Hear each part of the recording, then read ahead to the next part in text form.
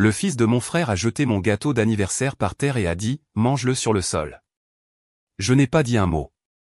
Ce soir-là, maman m'a envoyé un texto « Nous avons choisi de couper tout contact. Reste loin de nous pour toujours. » Mon frère a aimé ça. J'ai répondu « Je retire mon nom de tous les prêts demain. » À minuit, la conversation de groupe était inondée. 53 appels manqués. Je m'appelle Léo.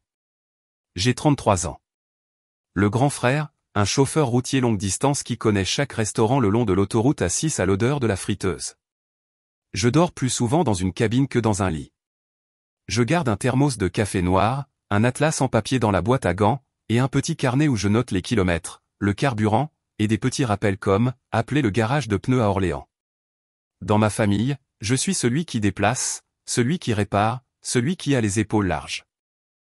Ça semble flatteur jusqu'à ce que vous réalisiez que ça veut dire bête de somme. Maman dit que je suis né sérieux. Papa se vantait que je pouvais faire reculer une remorque dans un espace de la taille d'une boîte à chaussures. Mon petit frère, Julien, est tout le contraire. Frimeur, bruyant, allergique à l'ennui. Il fait des bêtises et raconte des histoires sur ces bêtises comme si c'était des aventures. Les gens rient. Maman dit, c'est notre garçon en or. Moi, je suis l'arrière-plan. Si une table doit être portée, je la porte. Si une facture a besoin d'un nom, c'est le mien. Cette année, mon anniversaire est tombé un samedi entre deux tournées. J'avais une pause de 34 heures, alors maman a insisté, tu peux te reposer ici, chérie. Ce qui signifiait que j'allais devoir conduire jusqu'en banlieue au lieu de faire une sieste dans ma couchette.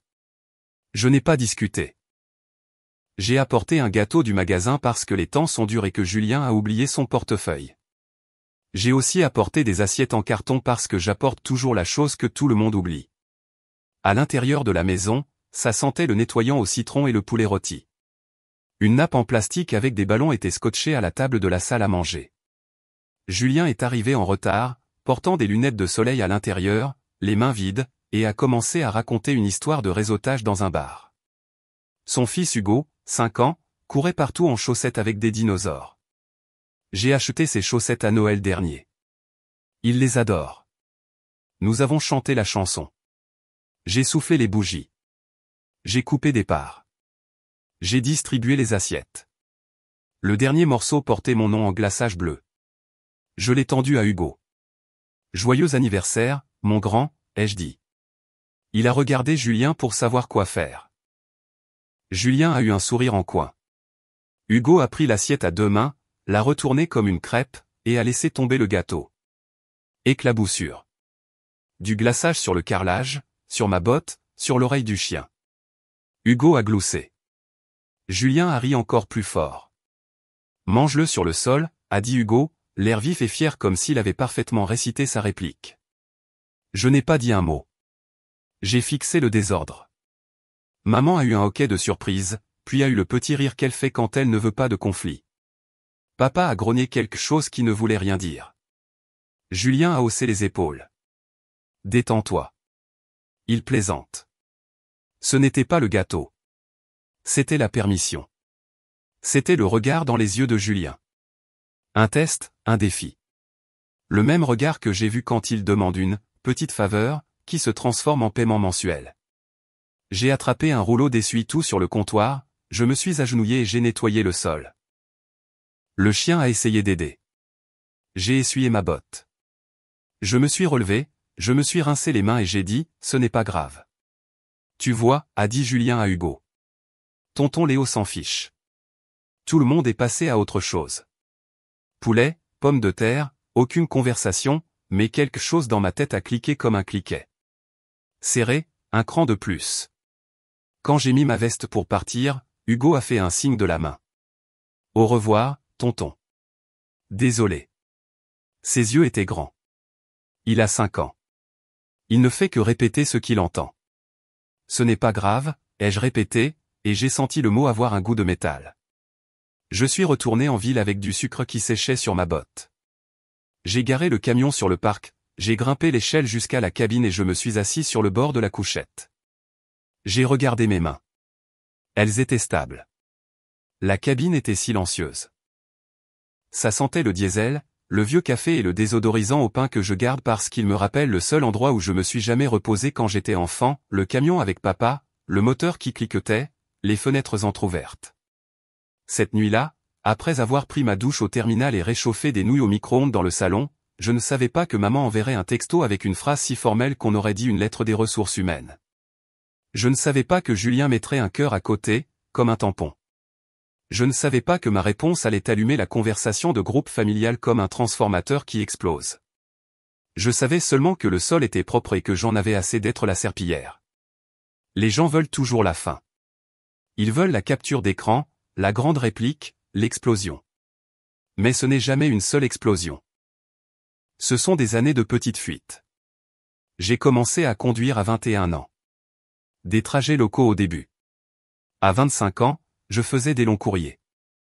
Moi, une cabine avec couchette, les kilomètres qui défilaient comme un métronome. L'argent n'est pas un salaire de cinéma, mais c'est stable. On devient bon pour faire concorder les chiffres. Indemnité journalière pour le carburant. Motel parfois. Réparation. Pneus. Des trucs d'adultes. Des trucs ennuyeux. Mon genre préféré. Julien détestait l'ennui. Il passait d'un projet à l'autre. Un camion de smoothie. Une marque de t-shirt. Un truc de crypto qui a mangé son loyer. Maman appelait ça des entreprises. Papa appelait ça des passes difficiles. Moi, j'appelais ça mon problème dès que quelqu'un disait « ton crédit est meilleur ». D'abord, il y a eu sa voiture. Pas d'acompte. Mauvais antécédent. Le concessionnaire avait besoin d'un garant. Maman m'a appelé alors que j'étais devant un entrepôt à Dijon à 6 heures du matin. Signe, c'est tout, a-t-elle dit. Il paiera. J'avais 26 ans, à moitié endormi, debout dans un gilet fluo, tenant un gobelet en polystyrène. J'ai signé. Julien a manqué le deuxième paiement. La banque m'a appelé. Je l'ai payé pour que mon dossier ne soit pas touché. Ensuite, il y a eu une carte de crédit professionnel, juste pour l'essence et les fournitures. Julien a dit, je m'en occupe. Il ne l'a pas fait. Les frais de retard s'empilaient comme des palettes. Je n'ai pas vu les relever avant qu'ils ne soient rouges et bruyants. Maman a pleuré. Nous allons arranger ça. Rien n'a été arrangé. J'ai appelé pour faire retirer mon nom. Impossible. C'était un compte joint. Je l'ai fermé aux nouvelles dépenses et j'ai commencé à le rembourser pendant qu'il continuait de dire qu'il était, entre deux rentrées d'argent. Puis le genou de papa a commencé à aller mal. L'hôpital voulait un acompte. Urgent. Celui-là, je ne le regrette pas. J'ai viré l'argent. Papa a pleuré. Tu m'as sauvé, mon fils. Mais des années plus tard, quand j'aborde n'importe quelle dette, quelqu'un dit toujours, après tout ce que nous avons fait pour toi, et j'ai envie de demander ce qu'était ce tout, à part les courses, l'école et me crier de tondre la pelouse. À 30 ans, mon nom était soudé à 3 choses, le prêt auto de Julien, refinancé une fois pour réduire son paiement que je finissais quand même par couvrir, une carte de magasin qu'il a ouverte sous mon nez parce qu'il y avait une offre, il a acheté une télévision pour le salon, on l'utilisera tous les deux, chez maman où je ne vis pas, et une ligne de crédit pour des stocks quand les t-shirts étaient, sur le point de cartonner. Les t-shirts n'ont jamais cartonné. La ligne de crédit, si. Pendant ce temps, je conduisais de nuit, dans les tempêtes, sur les routes de montagne. J'ai appris à faire la sieste sur les parkings entre les alarmes du groupe frigorifique. J'ai appris quels relais routiers avaient des douches décentes et lesquels sentaient les chaussettes mouillées. J'ai manqué des anniversaires et des jours fériés parce que le fret ne se soucie pas des jours fériés. Quand je venais, j'apportais de la viande d'un bon boucher et un gâteau, et je réparais la porte qui grinçait de maman, et je changeais une ampoule, et je laissais Julien parler plus fort que moi. Nous rejouions la même scène. Je fournis. Il fait son numéro. Maman rayonne devant tant d'éclat. Chaque demande était présentée avec un joli ruban. C'est juste temporaire. Tu es le seul en qui nous avons confiance. Tu sais qu'on ferait la même chose pour toi. Le ruban se détachait quand je disais non. Je ne disais pas non souvent. Chaque fois que j'essayais, maman mettait une main sur sa poitrine comme si l'idée lui brisait une côte. La famille est de la famille, disait-elle, ce qui signifiait toujours que c'était moi qui poussais le chariot en montée pendant que Julien patinait derrière, accroché à la poignée. L'année avant le gâteau, le camion de Smoothie 2.0 de Julien avait besoin d'un permis. Il a oublié de payer une taxe. Des pénalités de retard sont tombées.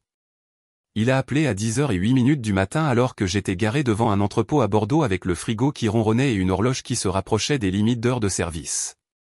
Frérot, j'ai besoin de 1200 € pour demain matin ou ils annulent l'emplacement. Je te rembourse vendredi. Je n'ai pas de réseau vendredi, ai-je dit. Je suis dans le Massif central. Mets-le simplement sur la carte. Je m'en occupe. La carte était jointe. Il n'y avait pas de « je m'en occupe ». Il y avait moi, entendant l'avenir dans sa voix. J'ai envoyé l'argent. Vendredi est arrivé et reparti. Le vendredi suivant est arrivé et reparti. La pénalité est quand même apparue parce qu'il avait déjà été en retard avant de m'appeler. Hugo est né au milieu de ce désordre. Je l'ai tenu dans mes bras à l'hôpital pendant que Julien faisait une vidéo pour Instagram. Bienvenue au monde, petit roi. Il a tourné la caméra vers moi et a dit, voici le gars qui t'apprendra à changer un pneu. J'ai souri et j'ai gardé mes pensées pour moi. Je voulais dire, voici le gars qui paie pour les pneus que tu crèves. À mesure que Hugo grandissait, les factures de Julien aussi. Il adorait le matériel. Nouvelle poussette, haut de gamme. Puis un fauteuil de gamer. Puis un téléphone pour les affaires. Il laissait échapper, mets-le sur notre carte, comme si mon nom n'était pas soudé à son impulsivité. Je protestais. Il boudait. Maman appelait. S'il te plaît, Léo. Ton frère essaie. Tu sais comment il est. Je sais exactement comment il est. Il sait aussi comment il est. C'est un homme qui traite ses efforts comme une monnaie et en attend la monnaie en retour. Il y a eu de petites humiliations. Julien plaisantant au dîner à propos de Léo et ses petits tableurs. Maman gloussant. Il aime faire des listes. La fois où Julien a emprunté mon GPS parce que les signaux téléphoniques, c'est pour les paysans et l'a rendu collant de soda. La fois où il a utilisé ma carte de carburant à une station-service parce que il avait oublié son portefeuille, ce qui a déclenché une alerte à la fraude pendant une tournée et m'a obligé à être au téléphone avec le dispatcher à 3h du matin, expliquant pourquoi mon plein d'essence apparaissait dans une ville où je n'étais pas. J'ai commencé à noter chaque demande avec les dates.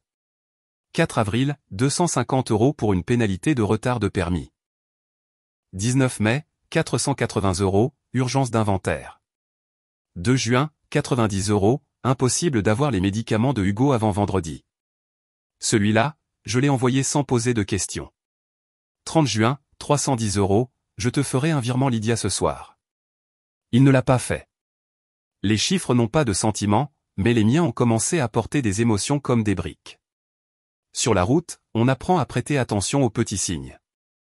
Une vibration avant un éclatement. Une odeur avant qu'une courroie ne casse. La famille a aussi des signes. Des petites choses qui vous disent qu'une panne est proche. Le gâteau n'était pas une panne. C'était un test de sirène. Nous l'avons tous entendu. Nous avons tous continué à manger du poulet comme si rien ne brûlait. Cette nuit-là, garé sur le parc, mon téléphone a vibré à 21h47. Le texto de maman est arrivé comme une note de service officielle. Nous avons choisi de couper tout contact. Reste loin de nous pour toujours. Pas de contexte, pas de préface, juste un verdict. Je pouvais voir les empreintes digitales dessus. Julien écrit de façon dramatique. Maman copie sa voix. Une seconde plus tard, Julien a aimé le message. Un petit cœur rouge à côté d'eux, pour toujours. Mignon. J'ai tapé une réponse et je l'ai effacée. J'en ai tapé une autre, je l'ai effacée. J'ai fait les 100 pas dans le salon faiblement éclairé à côté d'une machine à pop-corn qui ne marche jamais. Les mots qui se sont imposés n'étaient pas une menace. C'était un plan que je préparais discrètement depuis des mois, trop effrayé pour le dire à voix haute. Je retire mon nom de tous les prêts demain. Je l'ai envoyé. J'ai posé mon téléphone face contre table. J'ai fait du café instantané. Je n'ai pas retourné le téléphone quand il a commencé à vibrer. J'ai regardé l'horloge se rapprocher de minuit pendant que l'écran s'illuminait comme un phare que je refusais de voir. À minuit 54, la curiosité a gagné. Je l'ai retourné. La conversation de groupe était en feu. 53 appels manqués. Les mêmes numéros encore et encore. Réponds, de maman. Qu'est-ce que ça veut dire, de papa? De Julien, tu ne peux pas, puis, tu ne le feras pas, puis, tu as intérêt à ne pas le faire. Puis un mémo vocal que je n'ai pas écouté. J'ai reposé le téléphone. La cabine bourdonnait. J'ai tiré le rideau. J'ai dormi comme si quelqu'un avait discrètement enlevé une palette de ma poitrine. Les banques sentent le papier et le café fatigué. Je suis entré à 8h59 avec mon dossier. Je l'avais constitué pendant mes pauses dans les relais routiers, des impressions, des numéros de contrat, des politiques que j'avais lus. En attendant les documents, j'ai demandé un spécialiste. Une femme nommée Carole m'a fait asseoir. « Comment puis-je vous aider ?» a-t-elle dit. « Je dois commencer la procédure de retrait partout où la politique le permet », ai-je dit. Garant, co-emprunteur, compte joint. Je connais les règles. Je suis ici pour les suivre. Elle a hoché la tête. Nous allons les prendre un par un. C'est ce que nous avons fait. Le prêt auto, je pouvais demander le retrait, mais Julien devrait se qualifier seul ou trouver un autre garant.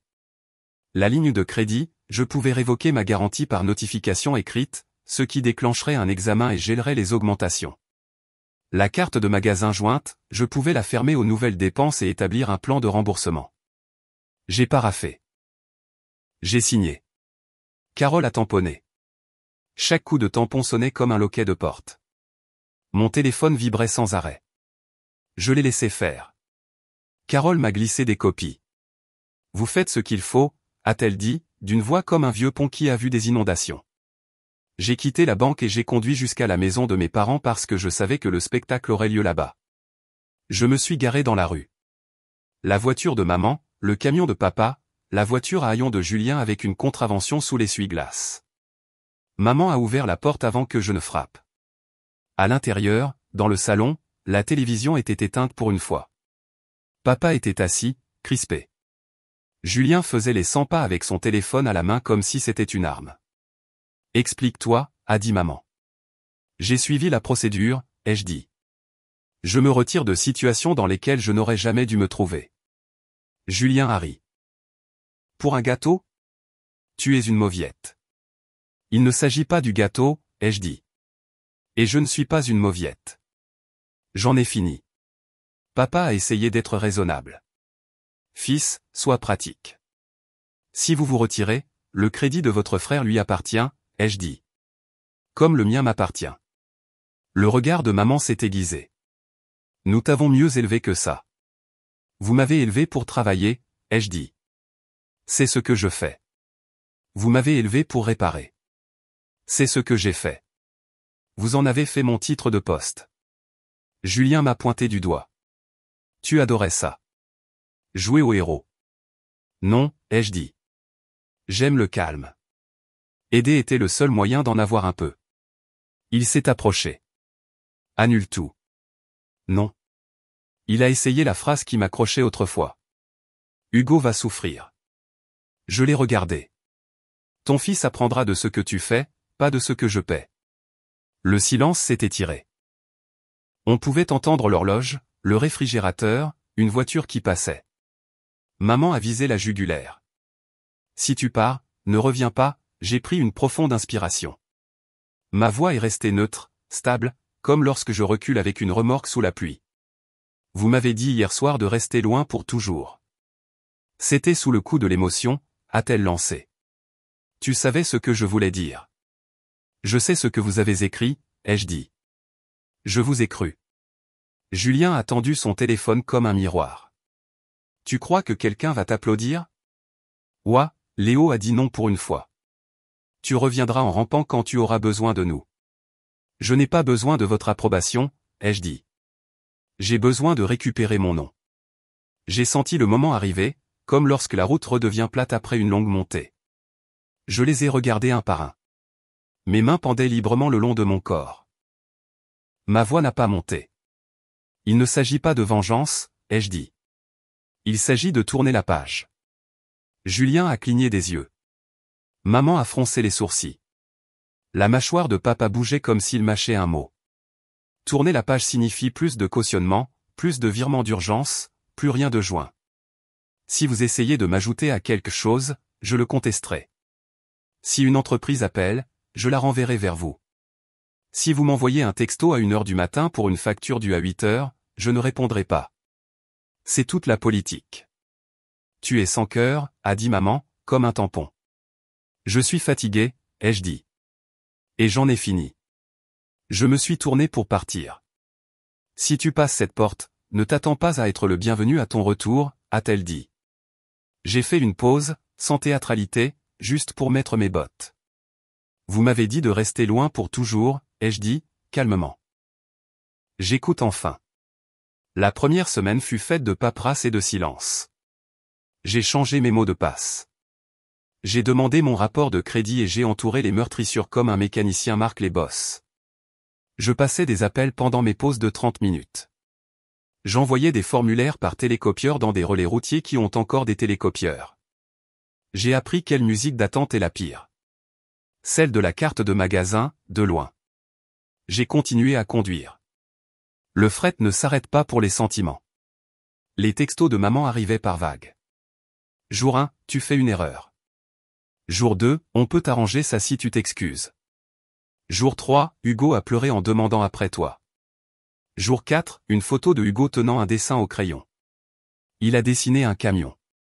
Il a dit que c'est le tien. Jour 5, appelle-moi maintenant. Jour 6, ton père ne dort pas. Jour 7, silence. Julien alternait entre menaces et plaisanteries.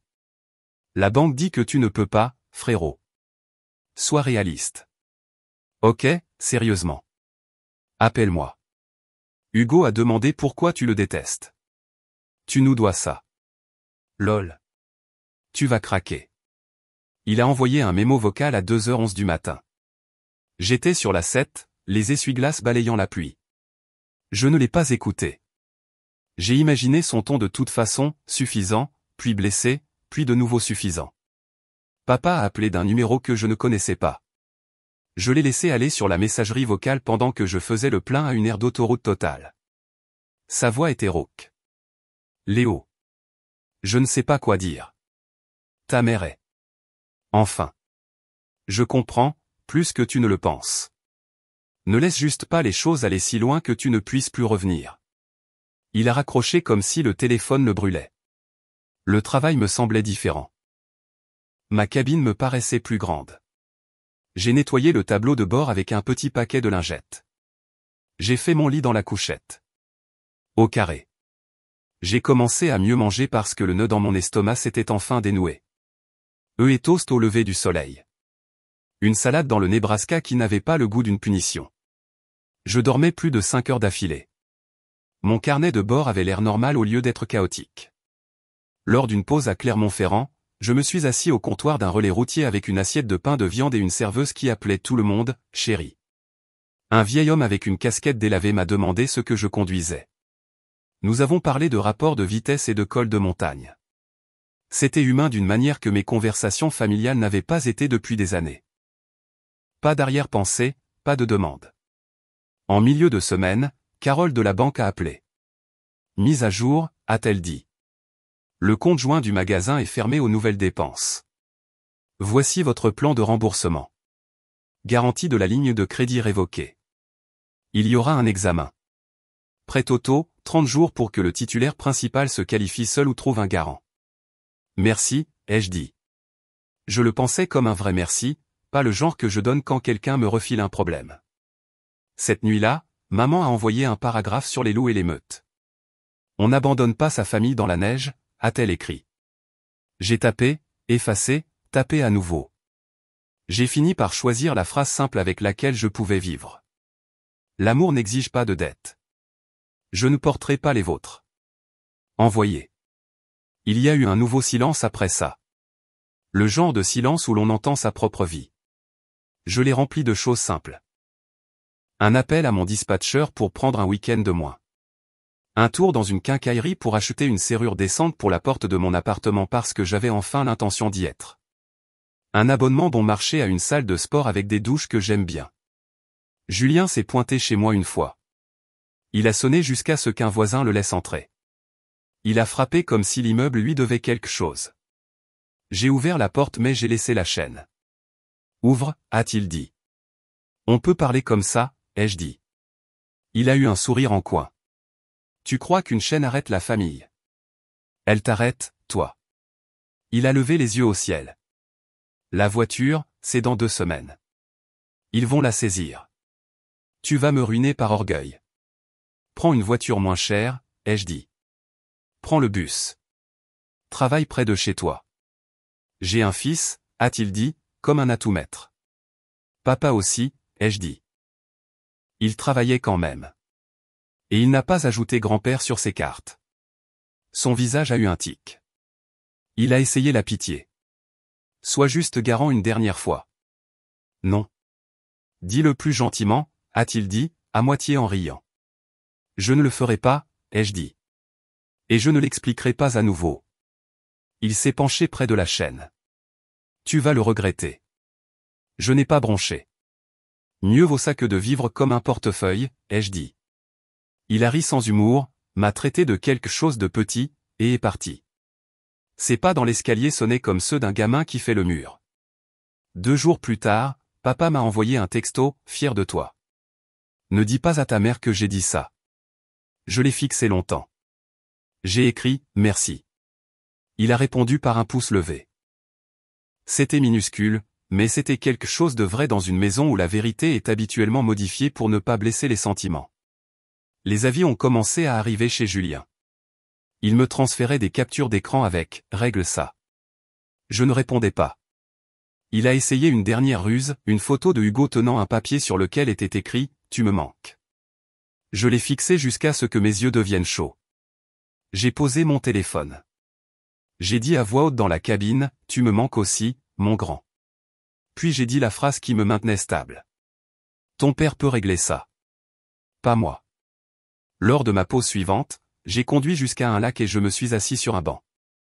Pas d'écouteurs, pas d'alerte, juste des canards et la paix étrange d'un samedi sans, urgent, dedans. J'ai écrit une nouvelle liste dans mon carnet de poche. Pneu trimestre prochain. Contrôle dentaire. Une excursion d'une journée 100 km. Des choses normales, calmes. La conversation de groupe s'est finalement calmée. Un cousin a demandé, que s'est-il passé? Maman a répondu, il nous a abandonnés. Julien a aimé ça. Bien sûr. J'ai regardé le mot, abandonné, et j'ai réalisé qu'il me faisait peur avant. Maintenant, il me semblait être une boîte vide. Je ne vis plus dans les boîtes que Julien étiquette. Je vis dans une cabine avec mon nom sur la porte et un appartement avec une serrure qui clique. 1 mois plus tard, l'échéance du prêt auto est arrivée. Julien a texté, ils ont dit non. Une dernière chance. S'il te plaît. J'ai tapé, effacé. J'ai écrit, je suis convaincu que tu peux trouver une solution. Pas de sarcasme. Un passage de relais. La responsabilité doit être portée par la personne à qui elle appartient. Il a envoyé un emoji de crâne. Puis plus rien. Maman envoie des articles maintenant. Les fils qui pardonnent. L'enfant prodigue. Des liens avec des légendes comme « Un homme bon ne tient pas les comptes ». Je ne clique pas, papa envoie des nouvelles de 2 mots. Ça va? Je réponds, ça va. Il répond, ok. Ce n'est pas une carte de vœux de supermarché. C'est propre. Je n'ai pas vu Hugo. Cette partie fait mal. J'ai acheté pour lui un paquet de chaussettes dinosaures sur un coup de tête et je les ai mises dans un tiroir. Je ne les enverrai pas avec un mot que Julien pourrait déformer. Je les garde pour le jour où Hugo sera assez grand pour entendre une version simple. Peut-être dans un parc, peut-être dans la banquette du fond d'un restaurant au bord de l'autoroute. Moi avec un café, lui avec un milkshake. Je dirais, ton père et moi avons grandi dans une maison où aide-moi signifiait gère mes conséquences. J'ai arrêté. Je n'ai jamais cessé de t'aimer. Je pensais que tourner la page, c'était un grand discours et une porte qui claque. Pour moi, ça a ressemblé à des formulaires, des tampons, et une semaine à dire « non » de manière qui comptait enfin. Ça a ressemblé à ne pas répondre à 1h du matin. Ça a ressemblé à faire une promenade au bord d'un lac et à apprendre le son du silence quand ce n'est pas une punition. Je conduis toujours. Je recule toujours dans des quais étroits sous la pluie. Je salue toujours les enfants qui font le geste du bras depuis les sièges arrière pour un coup de klaxon. Je leur en donne un, long et joyeux. Je tiens toujours un carnet de kilomètres et de carburant, mais j'ai ajouté une page à la fin avec un autre type de registre.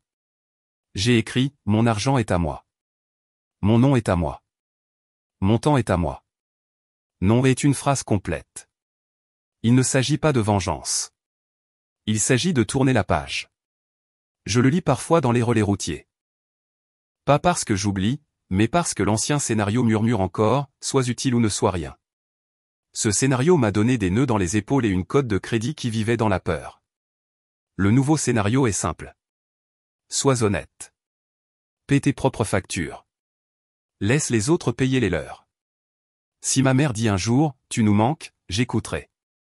Si elle dit, nous sommes prêts à arrêter de t'utiliser, je me présenterai à la table de la cuisine avec du café et sans amertume. Les limites ne sont pas un mur. Elles sont une porte avec une serrure et des règles. Les gens sont les bienvenus quand ils frappent et s'essuient les pieds. Ce n'est pas une histoire de vengeance. Personne n'est allé en prison. Personne n'est devenu viral. C'est l'histoire d'un chauffeur de camion qui a finalement déchargé le fardeau qui n'était pas le sien. C'est l'histoire de choisir des sols propres plutôt que des blagues collantes. C'est l'histoire de regarder un enfant de 5 ans répéter une phrase comme un perroquet et de décider que l'écho s'arrête avec moi. Je m'appelle Léo. J'ai 33 ans. Je conduis un camion avec mon nom sur le manifeste et mes mains sur le volant. Mon téléphone est plus silencieux. Mon sommeil est plus long. Ma botte est propre. Et quand quelqu'un jette ma part de gâteau par terre, je ne la mange pas. Je vais m'acheter mon propre gâteau. Je m'assois dans ma cabine et je le savoure avec un café noir pendant que le soleil se lève sur une autoroute calme et déserte.